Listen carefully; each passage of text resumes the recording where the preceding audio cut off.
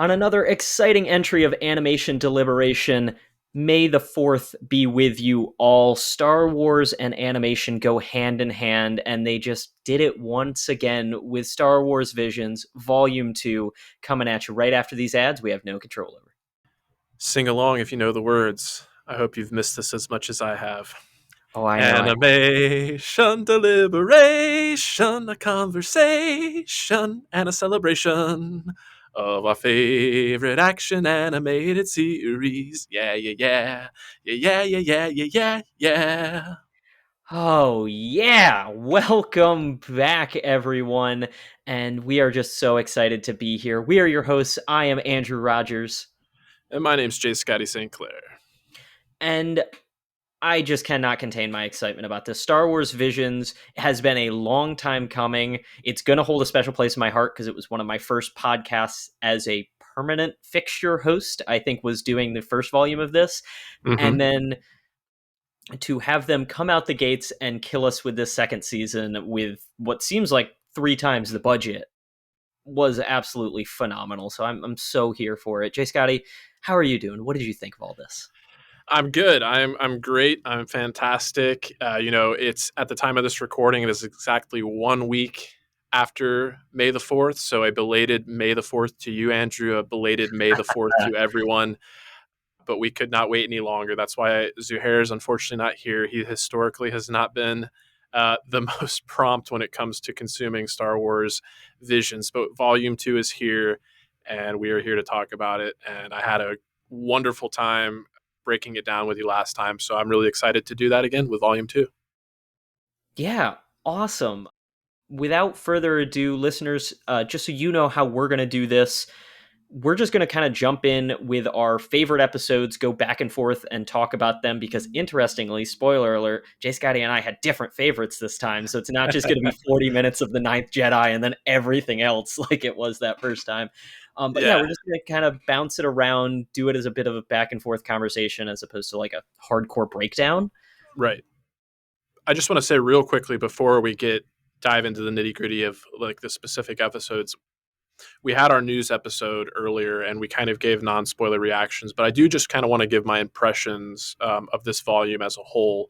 And what Oh, I yeah. said earlier is that I still really loved this volume. I coming away comparing it to volume one doesn't, I don't know. It's we've often said it before, but it's kind of like comparing apples and oranges, and that feels kind of the same here. Like Yes. it's obviously like animated Star Wars with all these different studios getting the opportunity, but I didn't have one that I like absolutely loved and was over the moon for this season, like I did in Volume One with the Ninth Jedi. There was no Ninth Jedi for me this time, but that being said, the sheer representation of culture.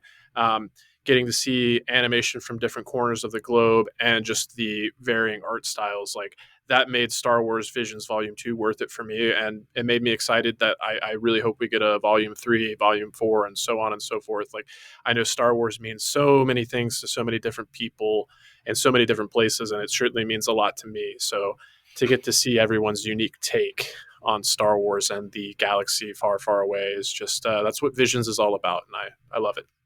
Yes, I think you said it best when you say it means a lot to a lot of people because this show is an opportunity to let people express without rules what Star Wars can be and create their own little corner of this extraordinarily vast universe. And that said, I think that's part of where differs a little bit from Volume 1. Volume 1 felt so removed from the Star Wars we knew, and there were a few episodes in this volume that were they tried to slot it into what we already knew with their own Mm-hmm. unique storytelling and style. And I think personally, I just like the uniqueness that Volume 1 had in terms of like, oh, I've never even thought of this being a possibility before kind of Sure. thing. But yeah, it's a very different take from the first one while still holding true to the idea of visions is everyone's vision. It was culturally great. It was storytelling great. So yeah, it is apples and oranges. That's the best Yeah, way to put it. Like, don't compare the two because they're two wildly different things.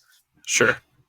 All right. You want to kick things off with one of your favorite episodes? Yeah, We'll kick it off with mine because it's the easiest, because it's the first one.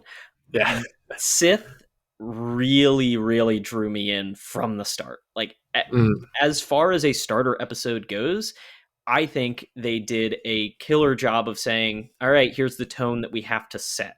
The style was just all over the place. The fact that you didn't really know where you were throughout half of the episode, it was just this artistic way. I mean, literally artistic, because it was about painting, it was about the atmosphere that you could create. But then when you actually got into the storytelling and finding out who this person was and the darkness within them and the light that got that, the way that they just had this visual smattering of paints and all these things, I don't know what it was, but I was just so enamored by the whole thing. And then mm, their camera work, actually, I have to say, camera work in all of the episodes was phenomenal. Camera work in this mm, episode, I definitely have a few things to say, specifically just all the bike scenes where you would suddenly go mm. into POV, but then you would be on the front facing inward. And there were just so many interesting things that they did that they didn't need to do.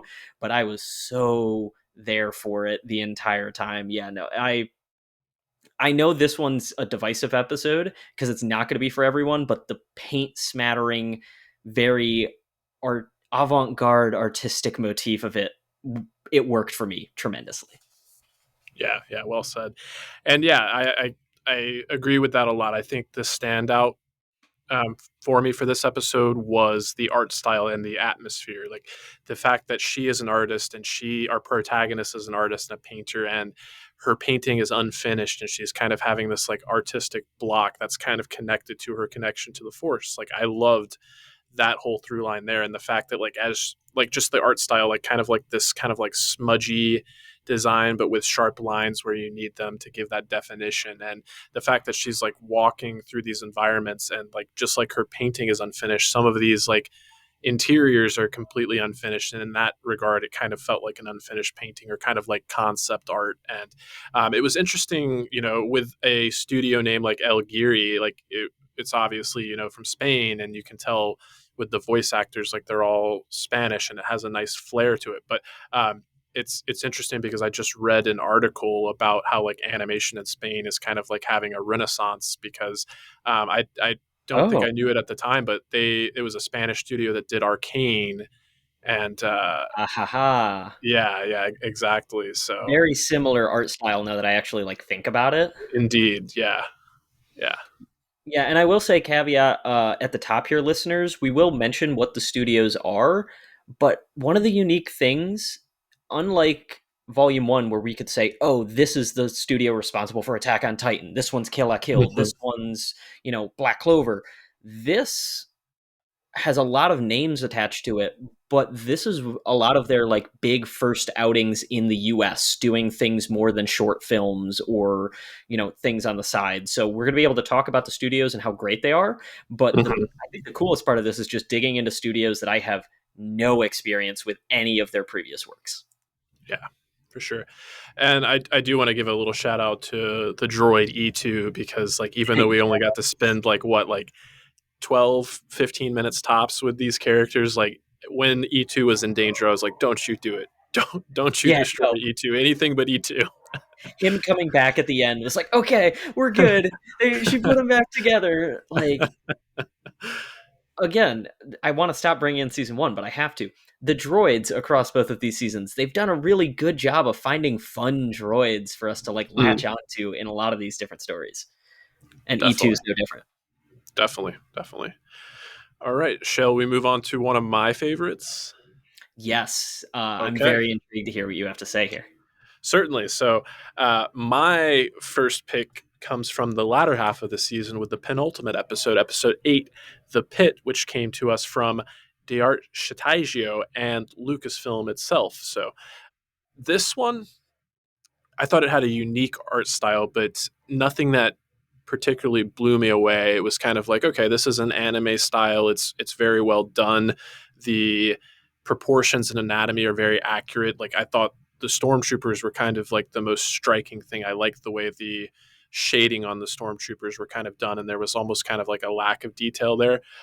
But what really drove this one home for me was the story, and you get to see this like group of enslaved people have to basically dig their own grave, and they're digging for kyber crystals, and these crystals are used to build a city, and then when that city is built, they are basically left in that pit, and just the sense of despair that you get immediately, and you get endeared to these people so quickly. But it was definitely the story of like a martyr. Like you see this young guy.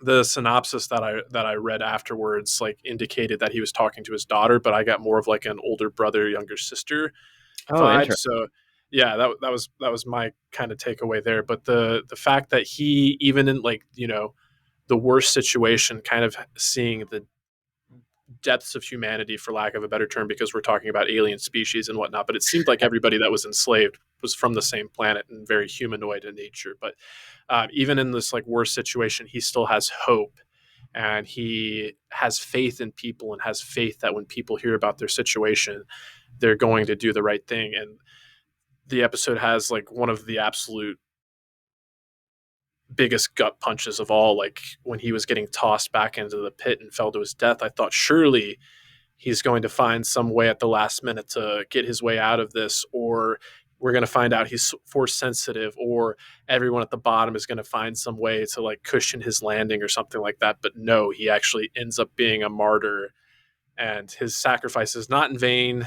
You know, he goes on to inspire everyone, the people in the city as well as the people in the pit, and his daughter or sister, to follow the light. And then I loved how this was the only one that kind of had an after credits stinger where you got to see that beautiful mural that the one guy was working on the whole time, and it was kind of like, what's this guy doing? And then you got to see that awesome tribute. So emotionally and story wise, this one just really stuck the landing for me. Yeah, it definitely has a lot of, like you said, it's a gut punch because some of Mm. these are very, up and going and have the Mm-hmm. usual Jedi tropes to them. And this one was, pun kind of intended, down to earth. It wasn't about lightsabers, it wasn't about blasters. It didn't need to be stormtroopers. It could have just been, people. It didn't need to be Sure. aliens in the city. It could have just been more people. Like, it was a very unfortunate thing to watch, but gripping because of that. And it wasn't like, yeah, we got that acknowledgement at the end that the daughter or sister Yeah. was, Sister daughter. yeah, I was like, wait a minute, daughter or sister was force sensitive, but it wasn't a crux of the story. She did Mm. not get the people on their side because she was force sensitive. She did not save someone because she was force sensitive. It just was a part of what happened to occur within this story. Everything else around it was still very relatable and very, wow, this is something that could happen. And I think it held so much weight because of that. And I think it very much carried that story. Even like you said, it wasn't the best art style. It didn't blow you away, but it was still enough to hold your attention entirely. And this one really made me take some note because it was diverse in an interesting way. Because I Mm. actually looked up, it's a Japanese studio, but they are American owned.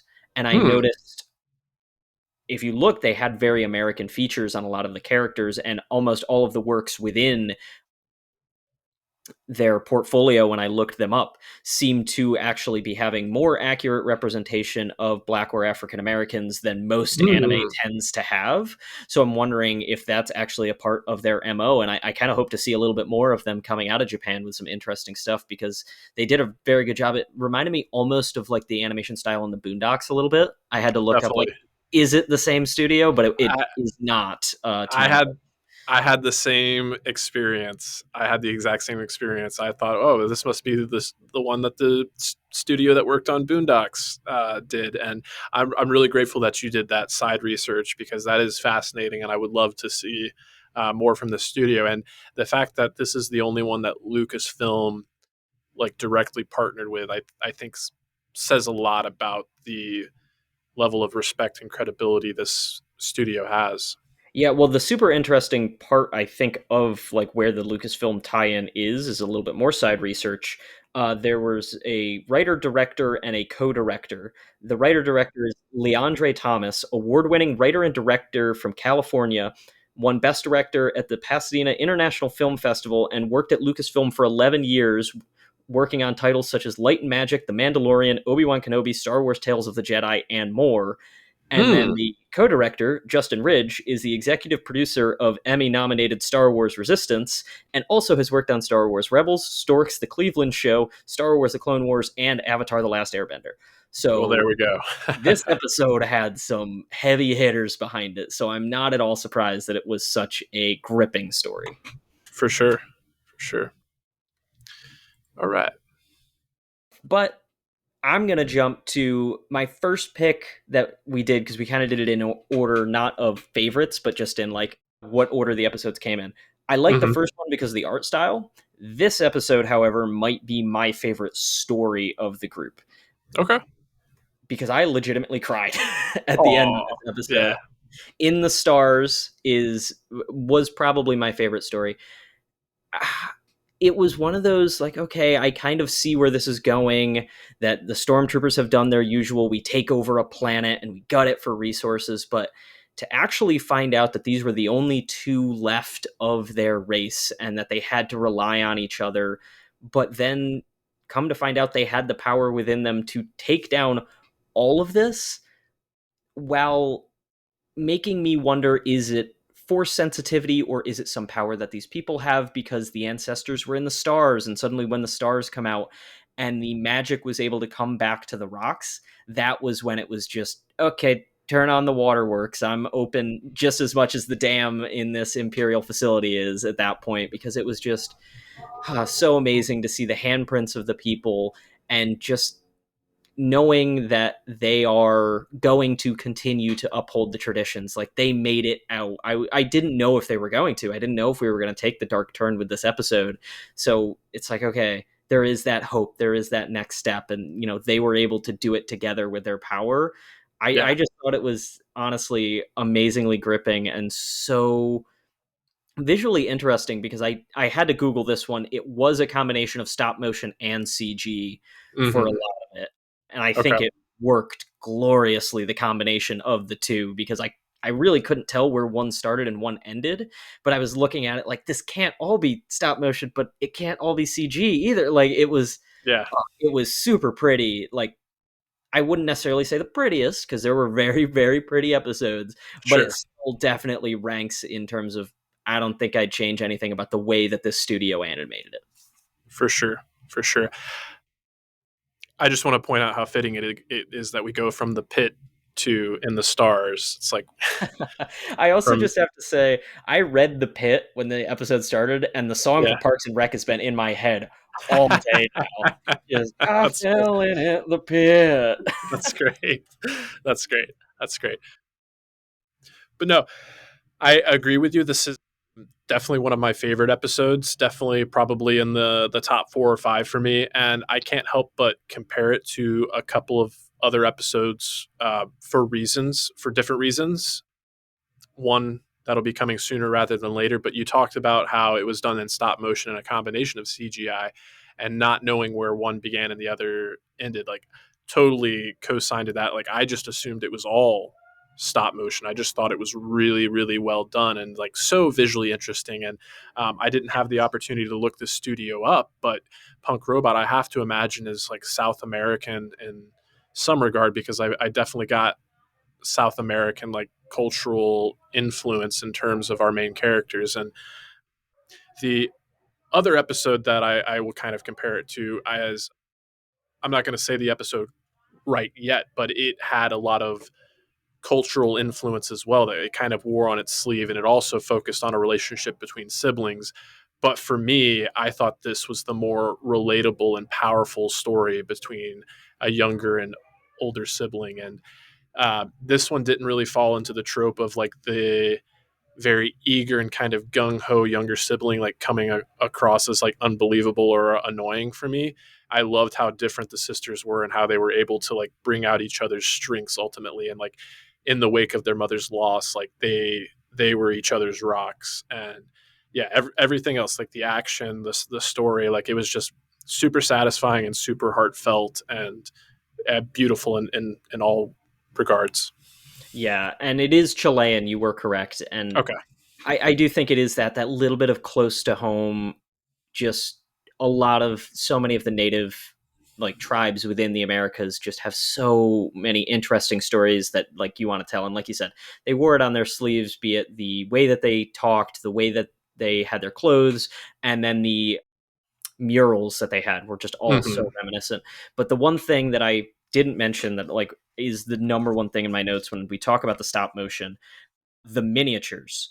When Mm. they zoomed in like through the binoculars on the facility, you could Yeah, tell someone worked so hard to make the miniatures of how that scene was going to look and was over the top. And then is one of many the notes that the music was just so great. The yeah. flute to be, and I think the music was better in this one than it was in the first volume because it Okay, was all very related to the cultures that each sure. of these studios holds. It was the flute heavy in terms of like a wood flute that you would hear from a native population. So it's just chef's kiss in so many regards.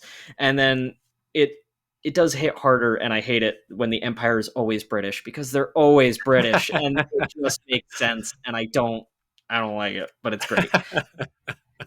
But they're always Yeah, British. It's always British. yeah. All right. And another, I can't help myself but point out, you mentioned how this one turned on the waterworks for you, and it was all about the waterworks Oh ultimately. yeah, it was Getting it was intended in there, don't you worry. okay, just making sure. Just making sure. But Yeah. yeah, you've alluded to I believe this next episode enough, so please launch us into the next bit. Certainly. This I remember seeing. Okay, so the next one is Au's song. I'm just going to get right into it. This came to us from Triggerfish, which is a South African studio, and this is one of those studios that I did look up, and I looked at their previous body of work, and I'll be honest, like based on what I saw, it seemed like a lot of like kids films, like just CGI kids films. Like, so I wasn't super excited for this one, to be honest with you, but this one really took me by surprise. Like, you brought up camera work earlier. This one had amazing camera work. Some of the Yes. camera movement and tracking the way that they depicted like a vehicle moving in a space just by moving the background, but having the vehicle itself kind of like hover in one spot was just wonderful. And this was another one that like this one I know that there was some CGI incorporated, but I had myself like questioning sometimes. I was like, is this entirely CGI, or did they just do such high quality renders that this looks like actual fabric in front of me? And I have Yeah. not done my due diligence and done the research, but I loved how they kind of looked like these stuffed animals just like brought to life. And it was very simple storytelling. Like, I think our main character, Awu, she has very few lines of dialogue, but again, instantly endeared to her. And this kind of like, she has this protective father who obviously cares very much for her, and they only really have each other. And his kind of helicopter parenting is like keeping her from reaching her true potential. And when she feels this connection, and the way that was visually depicted, this like these kyber crystals kind of calling out to her, and that tactile sensation there, and when she sings, it's just beautiful. And it kind of like, I'm getting goosebumps just thinking about it again. But this one, I think, was just the most pleasant surprise for me. Like, I went in with the like lowest expectations and like came away just really moved by how incredible this was on a visual standpoint, and just how moving it was in a simplified storytelling, just super effective. And it got in and it got out. I think it was one of the shorter ones, like overall, but just we weaved a great story. And I have to use the word weave because so many things looked like they were just like, even the lines on their faces looked like it was like woven. Yeah, Fabric, yeah. it was great. Well, while you were doing your rant, just started poking around a little bit, and I have found an article that says it is crafted in stop motion. There's no mention in the article of CGI, Oh wow, so okay. I'm assuming there has to be some touch up that they're doing in CGI just for the lighting effects that were happening. Yeah. But it makes it seem like there was a lot of this done in stop motion, which just sounds fantastic and amazing because all of the praises you sung it's true. It was one of the most visually gripping, so vibrant. I just wanted to give everybody a hug. They look soft and great. But then the camera work and the symmetry, it felt almost Wes Anderson at times with some of the Oh way sure. that like it would move up the mountain and then the characters were in between the two. And it's just like, wow, it is so amazing how those little things can really, really draw you in. But yeah, they did a crazy job with that. And then the story was just as good. I did have a hard time in my head. I'm like, which do I like better, Au's song or In the Stars? Because they were Mm, both like very. I don't want to compare them just because they were the two stop motion, but in my head, right. they're the two peas of this pod that went together a little bit. Well, there were three stop motion. There were three stop motion. Why am I forgetting one off the top of my Art, head? Aardman Studios had I Am Your Mother. Oh, yes, Yeah. obviously. Yeah. I will have some things to say about that one at some point, Okay. but that one was definitely a little bit lesser than these two, just in terms Yeah. of how over the top it was. And I think it's like you said, the surprise factor.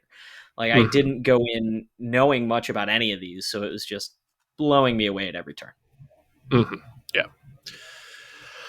Okay. And the last one that we'll kind of talk in depth about before we pause for an ad break is shout out to listener Chrissy Geeson. She sent us some feedback that we read on our previous episode, but she had just finished watching episode 5, which is Journey to the Dark Head, and she was ranting and raving about how much more Star Wars anime she wants. And this one came to us from Studio Mir, the South Korean studio that has done things like we mentioned. What studio was it that did the Boondocks? But they also did Legend of Korra and Voltron: The Legendary Defender. So, what do you think about Yeah, this?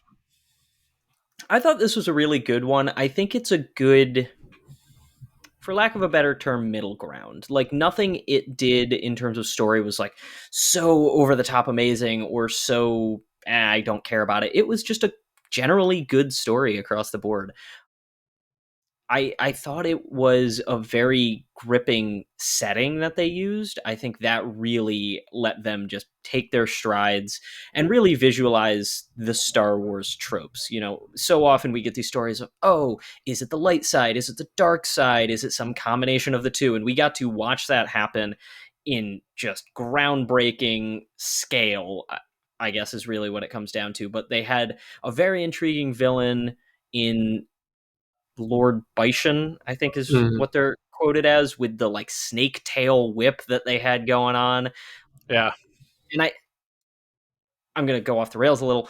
I think that's one of my few complaints about Volume 2 versus Volume 1 was the cool weapons we got in Volume 1. I wish we had more of that in Volume 2. This is one of the like one or two episodes that I was like, "Oh, cool new weapon, cool new Star Wars lore that like this thing exists." So they Sure. definitely got some bonus points for that. But I think it was nice to, visit in on a Star Wars Jedi Council that is smaller and we haven't seen and kind of shrink the universe back down a little bit.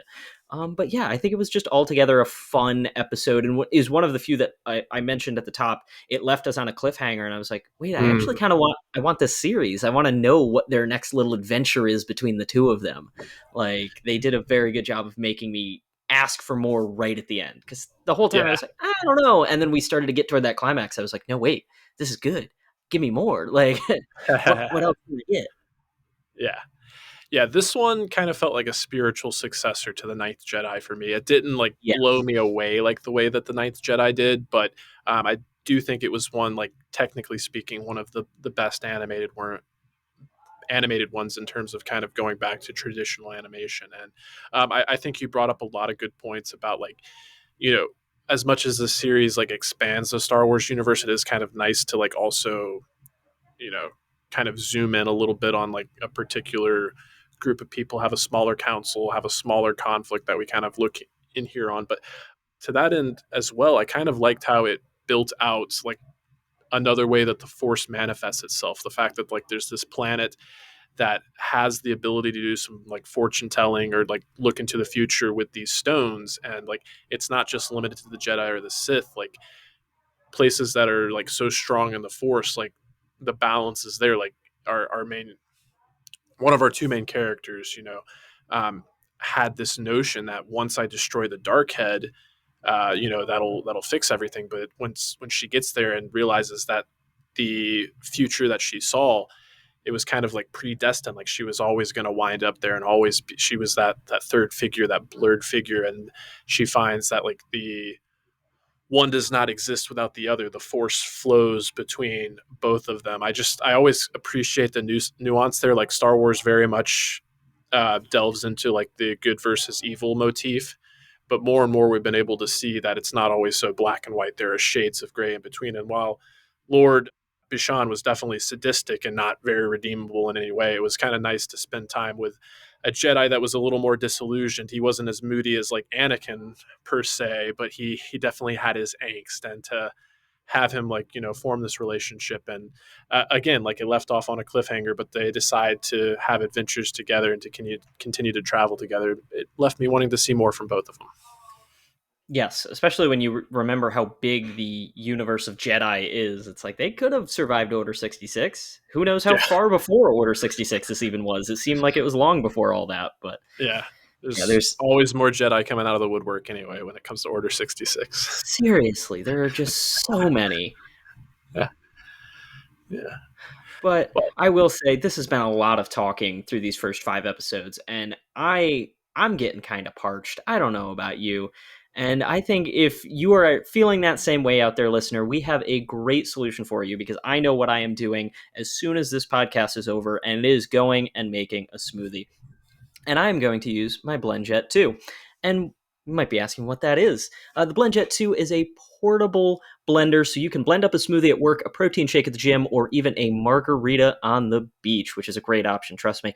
It's small enough to fit in a cup holder, but powerful enough to blast through tough ingredients like ice and frozen fruit with ease. BlendJet 2 is whisper quiet, so you can make your morning smoothie without waking up the whole house. It lasts for 15 plus blends and recharges quickly with USB-C. Best of all, it cleans itself. Just blend water with a drop of soap and you are good to go.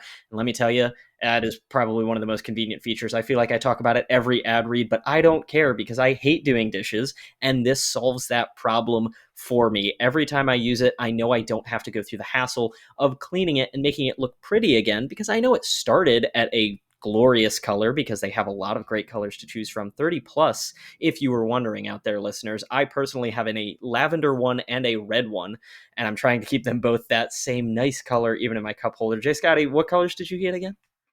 right now I'm rocking the seafoam green as well as slate, so I Yes. get to have that splash of bright jovial color, and then my more sophisticated, little down to earth color. So I'm well represented on both sides, being a big fan of various shades of green. But I did want to mention, one of the great things about Star Wars is the lightsaber. And as Star Wars has persisted, we've gotten to see so many different hilt styles and so many different color variations of lightsabers that people can really make their lightsaber their own and kind of a reflection of their personality. And you can do the exact same thing with BlendJet. There's something super satisfying about the hum of a lightsaber when it ignites, and I can say the exact same thing about my BlendJet when I go to press that button and get that, whisper quiet hum. I know I'm in store for some tasty nutrition in just a short 15 seconds. So good times. But I also do want to bring up the Orbiter lid. It's a new feature offered, or new product and feature offered by the BlendJet, and it is a leak-proof lid. So let's talk about it. It's leak-proof. Your favorite ensemble is safe from spillage with this lid. It's got one-hand convenience. You've got your hands full. Luckily, you only need a thumb to open this lid, much like a lightsaber. And a large opening, perfect for thick smoothies. There's even more room for a straw if that's the way you like to sip. It's also self-cleaning, as Andrew mentioned. Simply spin the lid and rinse. And it's also engineered to keep spills at bay. Yes, it really feels like you are kind of putting the pieces together like a lightsaber because now I've picked what the bottom color is. When you really deep clean it, you take off the middle section, that's your crystal in there, and then you have the lid that you put right back on top. It's just all of the things you could want coming together in one place. And if you want to see what this looks like, get it for yourself. What are you waiting for? Go to blendjet.com and grab yours today, and be sure to use the promo code STAYWHELM12 to get 12% off your order and free 2-day shipping. No other portable blender on the market comes close to the quality, power, and innovation of the BlendJet 2. They guarantee you'll love it or your money back. Blend anytime, anywhere with the BlendJet 2 portable blender. Go to blendjet.com and use the code STAYWHELM12 to get 12% off your order and free 2-day shipping. Shop now and get the best deal ever. And I'm really wondering when the day is that we're just going to become both smarter and lazier or less creative. I don't know which, but we just start recording these preemptively so we could just have them ready to go, because it's really fun. I have had a couple people be like, "Are you just improving that the whole time?" And listeners, yes, we are. We have the notes that we know we should be saying, and then everything else is like, "What can we talk about?" And we go too far into these ad reads, but now we'll reel it back into the Star Wars content that we know you were here for, because there are still Sure. 3 more episodes that Star Wars Visions gave us. And we'll start it off. Just next up on our list is The Spy Dancer. How did you feel about this one? I enjoyed this one. It didn't really stand out to me as like a super memorable one. I think the art style was one of the more unique art styles, and we talk about how like culturally just kind of wearing that identity on their sleeves. And as soon as like I kind of saw the art style, I was like, oh, this is very French. And then of course once you start to hear the characters speak, they've got those French accents. So I kind of liked how embraced that kind of like courtesan, for lack of a better term, kind of like the empire is kind of like piggish and arrogant and so easily deceived that they're just reeled into this like inner night of entertainment, like whining and dining, and they don't even see the treachery coming. And it had some intrigue. It definitely had some interesting revelations when it came to the parentage coming from the main character, the main dancer there. And it certainly had some moments where I was kind of on the edge of my seat, like, oh, what's going to happen with this character? What's going to happen with that character? And I think some of the final revelations might have been a little predictable, but on the whole, like I had a good time with it. I can't really knock it too much, other than just some of the other episodes standing out a little bit more for me. Yeah, I mean, it wouldn't be Star Wars without some daddy issues going on somewhere, but Yeah. no, I agree. Honestly, I feel like they did a very good job of kind of hiding what those revelations were, and I was really intrigued at the end, and I just almost wish there was a little bit more into the ramp at the start of the episode. I felt like it didn't have the hook that some of the others had. Like you said, it's still Mm, good. It just didn't shine because it didn't have all of the pieces floating together. But like you said, the French intrigue, I mean, you can't think about a French performance with silks without immediately going to Cirque du Soleil. And there that's you go. right where it was when I'm watching this performance. I'm like, it feels as grandois as, wow, really going into French there, as grandois as, what a French performance should be. And just having this imagery of the beautiful robes flowing off and flying around from the ceiling, it, it really did a good job of bringing into the, you know, like you said, just pulling the wool over the empire's eyes and what this beautiful culture was at one point. But it it just didn't mix those things well. Both of those things I think were great. The Mm, story and the parentage and the way this performance was beautiful. I just the mix of the two is where it was a little like, oh, just give me more of the performance or more of the treachery. I don't know which I wanted more of. I just wanted more of sure. one, I think, at the end of the day. But all in all, like you said, it was still beautiful and still just a delight to watch. And Yeah. the French accents, amazing. Yeah. The French accents. Wow. All right.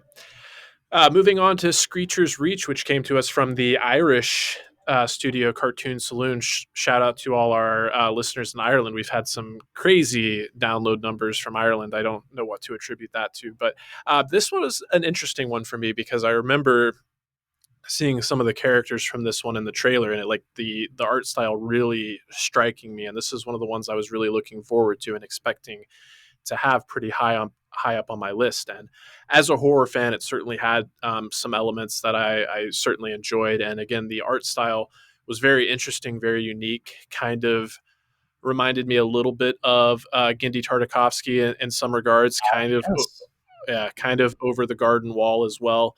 But in terms of the story, like it was serviceable. It was good. I've kind of felt like maybe the order the episodes were released, like having this revelation that she was actually, oh, she's a Sith apprentice. She's going to train with a Sith. I think coming off of the first episode, Sith, like having a I would similar agree. revelation there, I think it took away from it, the impact for me a little bit. But it was still a good episode. Yeah, I think this one was really. visually gripping. They had so much of the scale going into these episodes, and the way that they portrayed the light and the dark of the Force. It was really, really moving. It reminded me a lot of the Night Sisters from Star Wars The Mm. Clone Wars, who are like one of the original Force users. There was a lot of those motifs. I just think if I'm comparing all of these episodes, this one didn't land as high for the fact of it was a short. This one didn't have a huge world that they built out. Like, we don't know what that sweatshop was. We don't really know Mhm. what Screamer's Reach was. It was just a nice quality short where they gave you a small tidbit of a story and that was it. Whereas I think some of the other ones just built a whole world and lore that you got in their 15-minute chunk. Whereas I think this was also on the shorter end, clocking in closer to like the 12-minute time. Mhm. So definitely, it just didn't flesh it out. But everything we got, I think, was super gripping and super awesome. So yeah, I don't have complaints so much as just it didn't shine quite as bright. It was awesome with what we got. Totally fair assessment. Yeah. All right.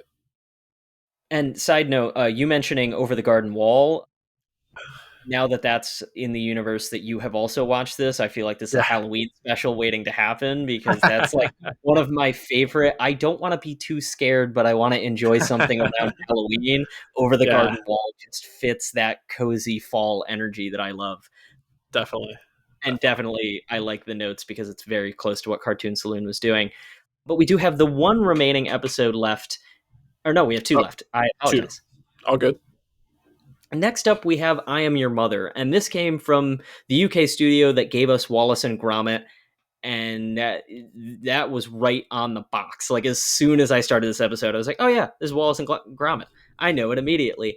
And this episode, I just feel like is a solid middle of the road for me because in my opinion, this episode was not built for the likes of you and me. This was definitely the most kid forward episode. Like, I feel Mhm. like I've seen this exact story play out in countless kids' TV shows of like, oh, here's how you should interact with your mother and different things like that, which is super fun and super cute, but it just didn't give me a unique story aside from, oh, we're getting that in the Star Wars verse. I loved everything that we got of Wedge Antilles just being, or Antilles being a little celebrity and like, oh yeah, Yeah. I teach the academy now, haha, like, get your merch. It was kind of fun and kind of a slight at people like us, but buy your blenders, Yeah. people. No, it was just, it did exactly what it was supposed to do, and I have no complaints about that. I just know, I acknowledge this is probably one of the more kid forward episodes, close to the one that was the band at the cantina, in volume one. I remember having the same review of like, yep, it's made for kids, not for us, and that's totally okay. Good job making an awesome kids episode, I will say. Yeah, I'm kind of on the same page as you there. I feel like this was Aardman like doing what Aardman does best, and like they didn't betray their sensibilities in any way. They were like, "Oh, you want us to do Star Wars? We're going to do Star Wars our way." And in that regard, it was very British. It had that certain quirkiness and cuteness to it, and I had a good time with it. Again, it just didn't like knock my socks off. Really, I had a smile on my face the whole time, but it didn't really tug at my heartstrings or anything like that. I did kind of like how with Star Wars, like the relationship between fathers and sons has always been at the forefront so much. The fact that we got to explore the relationship between a mother and daughter and it be a little more lighthearted. Like I kind of got a kick out of that, and the fact that the title is "I Am Your Mother," and she's like, "Well, I am your mother." Yes, Like it is what it is. It's like it's fun. yes, No more, and no less. they did give us the other fun droid that I was talking about in, I can't remember what the name of this droid was, but the dog cord Mhm. carrying, just so much fun. Yes. All right, and rounding out the volume two for us this time around is the Bandits of Golak from 88 Pictures. And just off the top for me, it's kind of fitting that we're talking about this one last because this was my least favorite. I felt it did some things wonderfully, like to have the Indian culture represented like so unabashedly in Star Wars was kind of cool. Like it just really felt like let's take Bollywood to the galaxy far, far away, and that's what we're doing. Like that was really cool, and I thought visually it was pretty interesting with all the colors and whatnot. I didn't feel like it did enough to distinguish itself from a lot of like the Clone Wars and the Bad Batch. Like it wasn't the exact same style, but I felt it was very reminiscent of that. So I would have liked something a little more unique when it comes to the character models and whatnot. But aside from that, I felt it was a little overly long for the story they were telling. And it did have this brother and sister dynamic, but this one didn't work nearly as well for me as some of the other ones did. I do feel like it delved into that annoying younger sibling trope where like they just lack awareness and continually put themselves in harm's way as kind of like a plot device. But all that being said, I will end on a high note. I thought it had really great choreography when it came to the lightsaber battle we got at the end. Yeah, I definitely agree that the story didn't have too much uniqueness necessarily going on. We've seen a lot of that before, but the big thing is I think this might have been the biggest like culture amazing note that we got. Like this, it was Mm, just like you said, unabashedly representing the Indian culture. I believe the animation studio was out of Mumbai, if I remember correctly. And yeah, they just had so much color and brightness. Like I wanted those rebels to take this group in and really see what their village was like. And even though we didn't get that, we still got to see a little bit of like what the village in the desert was. And there was just so much color and vibrance and personality to even these side characters and the way they were dressed and the towns in and of themselves.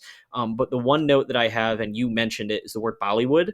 There were mm, some scenes that were very reminiscent. The slow motion of all of them falling when the yeah, storm rolled through, and then yeah. just the high octane energy of that lightsaber fight was very reminiscent of the invincible Bollywood hero that Hmm. moves faster than the speed of light and is just, oh, I'm going to punch you from behind now. Like it had that same, oh, they're just like flipping through the air with such rambunctious energy. I did like Hmm. that. The music was great with the flute Sure. that the younger sister had. There were a Hmm. lot of fun little notes around the story that I just wanted to get there a little quicker. I Sure. agree, but no, it was unabashedly amazing. I think that's the biggest thing, and that's the one takeaway that I'm gonna have from Volume Two is these studios really open the door for Star Wars can be anything, and I hope as many people watch Volume 2 as watch Volume 1 because I believe it was the success of how many people surprisingly tuned into the first half that made a Hmm. second half truly possible.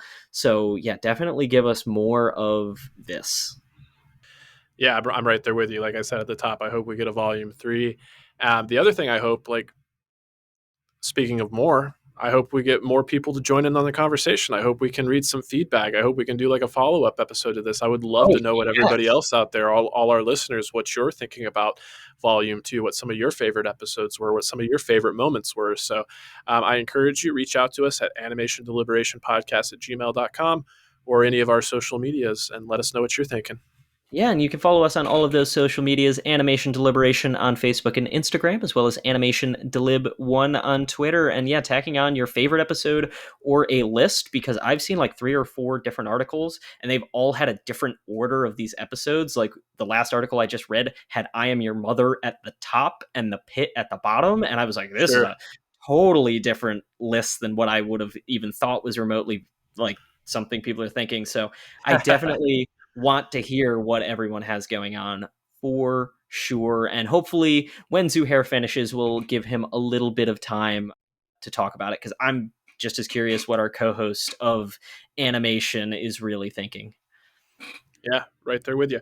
All right, quick plug on my way out here. We are a part of the Stranded Panda Network, and I am a part of one of the news shows on that network, Multiverse News. We talk about the latest and greatest in the world of movie news, including the Writers Guild of America strike. So wherever you get your podcast, check out Multiverse News. And as always, thank you for tuning in. That's TOONIN. May the force be with you. Stay whelmed. That's not my sign off, but that is Zuhair's sign off. Muscle, muscle. Thank you for listening to the Animation Deliberation Podcast, a proud member of the Stranded Panda Network. If you would like to contact us, you can email animationdeliberationpodcast at gmail.com or follow us on Twitter at animationdelib1. For this and other great shows, you can visit strandedpanda.com or join the great community that is the Stranded Panda Chat Facebook group at facebook.com/groups/svchat. Tune in next time, and remember, stay whelmed.